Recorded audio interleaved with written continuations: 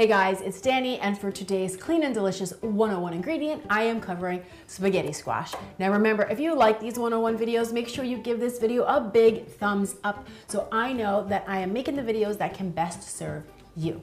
Now, if you guys have been watching for a while, then you know that years ago I did a spaghetti squash 101. You want to look for squash that are nice and hard on the outside, and you'll see they'll be pretty heavy for their size. But we decided it was time to update that video. So here's the deal.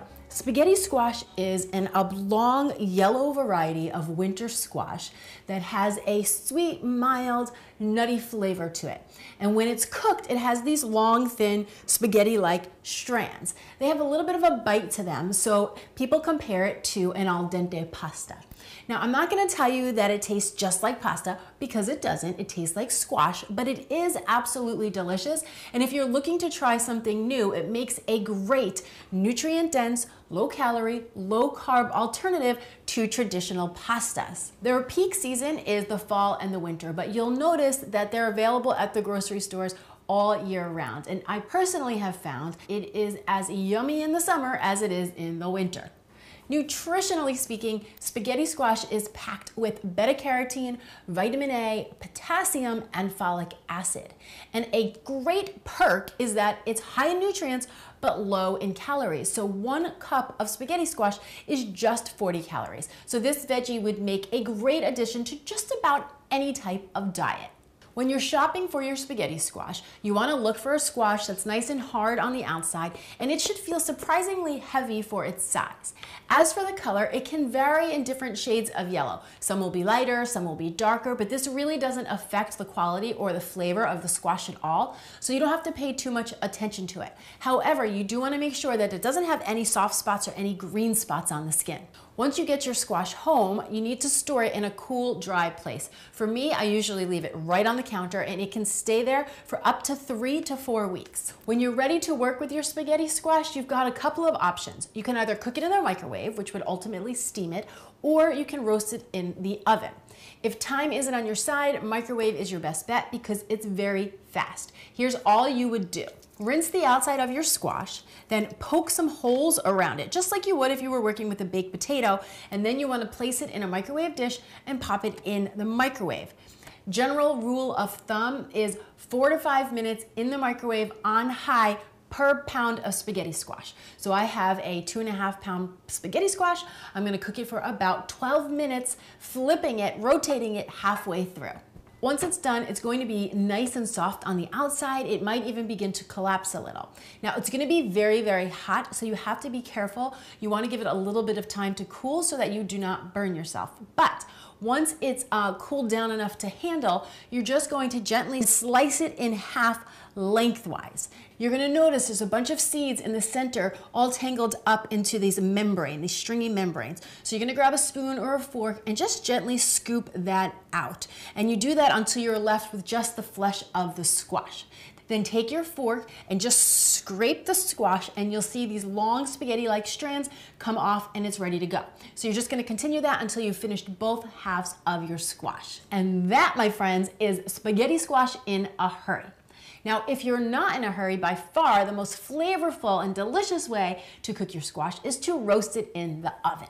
So again, we're going to give it a good rinse under some cold water and then gently trim off a thin slice from the top and the bottom of the squash. Then you want to stand your squash upright and take your knife right down the center of the top of the squash. Gently rock back and forth, getting the weight of your body and the weight of your knife over the top of the squash, and push straight down. Once again, scoop out the seeds along with that stringy membrane, and then I like to season my squash. So I just drizzle each half with a little bit of extra virgin olive oil, some salt, pepper, and of course, garlic powder.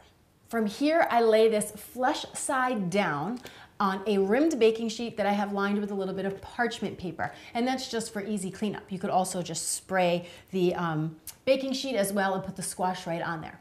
Pop the whole tray into a 400-degree oven for 35 to 40 minutes or until the squash is nice and tender and softened through.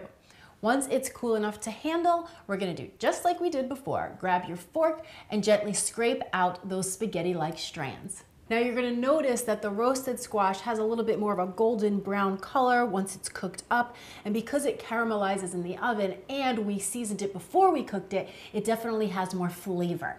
Now you could eat this as is, enjoy it all on its own or as a simple side dish, maybe top it with a little Parmesan cheese and some red pepper flakes and call it a day. Or you could treat it as a Head Start ingredient. So transfer it all into an airtight container. It will last in your fridge for up to a week, and then you can use it to jumpstart meals during the week. Some of my favorite ways to do that are to use it like a traditional spaghetti and meatballs. I'll use my spaghetti squash as the base, and then I'll top it with some marinara sauce and homemade meatballs. We also like making a chili mac. So again, I take the spaghetti squash, I treat it as the base, and then I top it with my favorite chili. Sometimes it's a traditional chili, sometimes it's a veggie chili. Put a little bit of shredded cheese or cilantro over the top, some chopped onions, and you've got a delicious family meal. Or you can keep it super simple and do a little spaghetti squash with a sauteed garlic green, so like a kale or a Swiss chard. What you would do for that is heat a little bit of olive oil in a nice big saute pan, add in some chopped garlic, a little pinch of salt, get the garlic going, then toss in some washed and stemmed and cleaned greens of your choice. I've got some Swiss chard here. Once it's nice and tender, you're gonna shut off the stove and serve this on top of some warmed spaghetti squash.